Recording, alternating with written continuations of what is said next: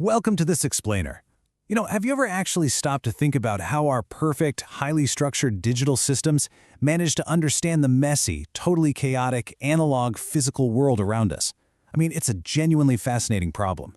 Every single time your phone knows it's been turned sideways, or a thermostat kicks on the AC, or your car deploys an airbag, there's a really complex translation happening right behind the scenes. So today, we're unpacking exactly how that works by looking at the absolute unsung heroes of modern tech, sensors and transducers. Okay, let's dive into this. Here's our roadmap for the explainer.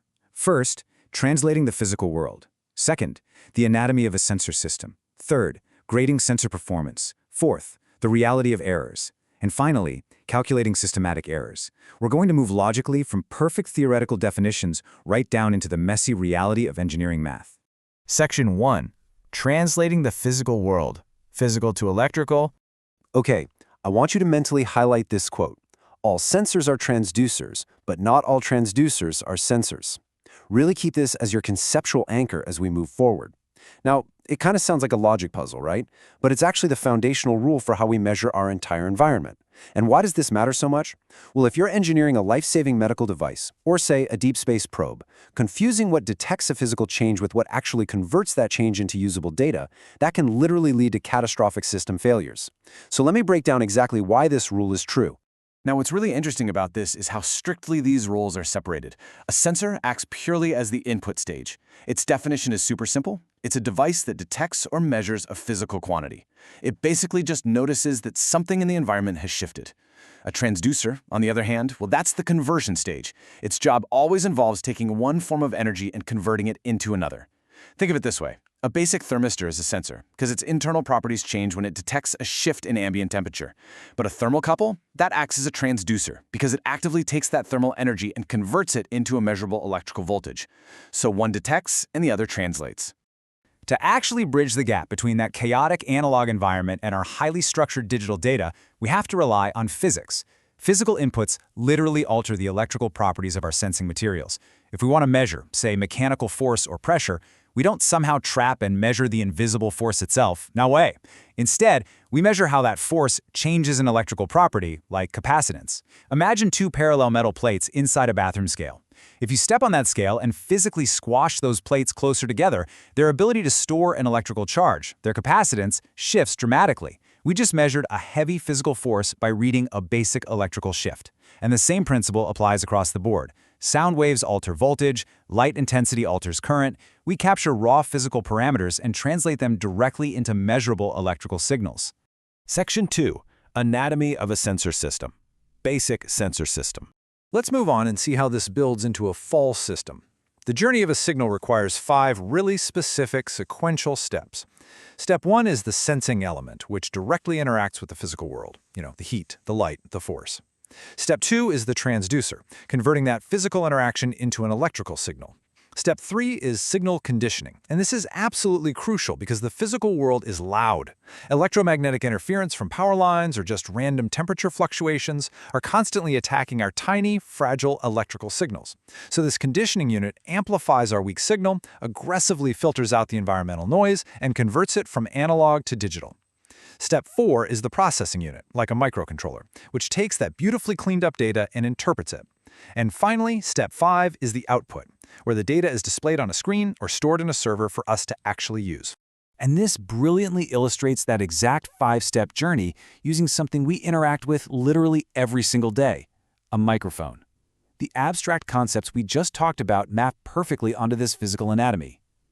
The initial physical parameter is the acoustic sound wave traveling through the air. Our sensing element is the delicate diaphragm of the microphone, physically vibrating in response to those sound waves. Next, the transducer element, which is the coil and magnet assembly, takes over, seamlessly converting that mechanical acoustic energy into electrical energy. That raw electrical signal then travels down the cable for signal conditioning. It gets amplified and filtered, so the audio is crisp, clean, and totally free of static. Finally, that perfect electrical signal is sent to an output transducer, like a studio speaker, which just reverses the whole shebang and converts the electricity back into sound for us to hear. Section 3. Grading sensor performance. Sensor characteristics. Understanding how these systems are built naturally leads us to the next big question. How do engineers actually evaluate if these translation systems are doing a good job? Well, they use a strict report card of characteristics. Let's rapid fire through a few. They look at sensitivity, which is how much the output changes when the input changes. Think of a highly sensitive microphone picking up a whisper from across the room versus a low sensitivity one where you basically have to shout into it. Then there's resolution, which is the smallest detectable change the system can pick up, like a high-end digital scale detecting the weight of a single grain of salt, rather than just registering whole spoonfuls. They measure range, identifying the max and min limits of the hardware. But the two metrics you probably experience the most are accuracy and precision. Think of a standard home thermostat. Accuracy measures how close it is to the true value. If the room is exactly 25 degrees Celsius, an accurate sensor displays exactly 25 degrees. Precision, however, is all about repeatability. A precise sensor will give you the exact same reading every single time under the exact same conditions, ensuring total consistency in your data, even if that consistent number happens to be slightly off. Section 4. The reality of errors. Measurement uncertainty. Okay, we have to pivot here from how systems behave ideally to the rather frustrating reality of what happens when they fail, because let's be honest, they do fail. I want you to just think about that for a second. What actually happens to our data when mathematically perfect systems inevitably hand us the wrong measurements? So the crucial point here is that errors are practically unavoidable. Measurement error is defined as the mathematical deviation between your measured value and the true absolute reference value of whatever you're looking at. But why does this deviation happen? It can be caused by a whole myriad of factors.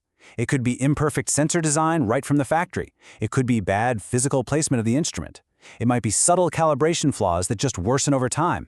It can definitely be caused by harsh operating environments. Think of extreme humidity or freezing temperatures literally warping the hardware.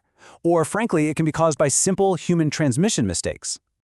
We can sort all of these frustrating imperfections into three main categories. First up, systematic or deterministic errors. These are predictable, repeatable flaws caused by the measurement system itself. Second, random or stochastic errors. These are the unpredictable, tiny variations that occur with each and every measurement, often due to microscopic fluctuations in the environment like random thermal noise. And third, gross errors. These are simply human mistakes. Never underestimate the possibility of a highly advanced, multi-million-dollar measurement system completely failing, simply because a tired human operator wrote down a 7 instead of a 1 on their clipboard, or misread a dial from a bad angle. Section 5. Calculating systematic errors. Calculating bias. We're narrowing our focus specifically to systematic errors here, because they have a unique and highly useful trait. They are deterministic. That means we can mathematically isolate them and fix them. Systematic errors are consistent, repeatable inaccuracies that shift all of your measurements in one specific direction. This usually happens because of an improper zero setting on a scale or instrument drift as components naturally age over time. Now, remembering our report card from earlier, these errors severely affect the accuracy of your system, but importantly, they do not affect the precision. The system is reliably wrong in the exact same way every single time. But because they're so predictable, engineers can easily design circuits and signal processing algorithms to completely cancel them out. Let's look at how you'd logically deduce the truth when a machine is, well, lying to you. Imagine an operator using a high-tech surface roughness machine in a manufacturing plant. Step 1, before the operator even touches the specimen to start the measurement, the machine reads a baseline of plus 0.12 micrometers. That right there is our zero offset, a classic systematic instrument drift. The machine thinks it's feeling a texture when it's literally feeling nothing at all. Step 2, the operator measures the actual specimen, and the digital display confidently gives a value of 3.48 micrometers. Step 3, to find the true physical reality of that surface, we have to strip away the systematic error. We take the measured value of 3.48, subtract our known, consistent offset of 0.12, and calculate that the actual surface roughness is exactly 3.36 micrometers. We just use pure logic to fix a flawed translation. Which leaves us with a pretty compelling thought to end on. Are you trusting a flawed measurement in your daily life without even realizing it? From the temperature readout on your oven to the digital speedometer in your car, invisible errors and complex transducers are constantly shaping the data you rely on to make decisions. So the next time you look at a perfectly crisp digital display, remember the messy, chaotic, analog journey that signal took to get there. Stay curious, keep questioning the data around you, and thanks for joining me for this explainer.